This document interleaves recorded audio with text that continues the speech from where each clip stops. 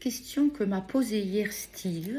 Carole, pourquoi est-ce que dans le Lean, on fait du management par les écarts et pas du management par les objectifs?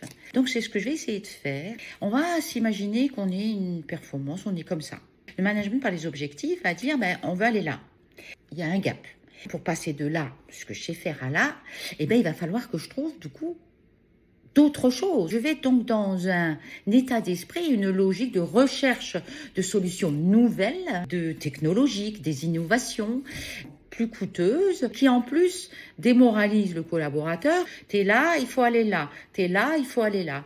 On te tire un peu sur la corde. C'est usant, c'est stressant. Donc on va passer au management par les écarts. Donc là, on est toujours là. Et là, l'idée, c'est pas d'avoir de cible.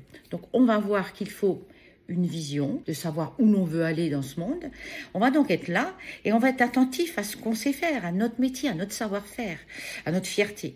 Et là, l'idée du management par les écarts, c'est d'aller regarder ce matin, hier, tac, le petit écart que l'on a pu avoir, une défaillance. Parce qu'il y en aura toujours. C'est la vie, c'est Darwin. Il faut l'accepter. Pourquoi il est important de prendre ces écarts? Parce que c'est frais, c'est concret, c'est sans biais pour que je puisse aller trouver toutes les données pour comprendre vraiment la cause racine. 2, c'est motivant parce que c'est ce qui s'est passé chez nous, c'est notre savoir-faire. Et donc tout le process va être d'aller chercher la cause racine.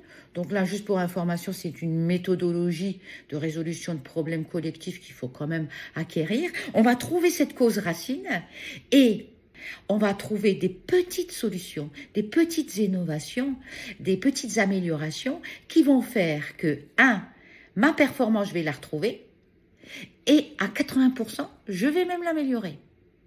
2, sachez qu'à une cause racine, je vais résoudre mon problème, mais aussi 10 autres problèmes.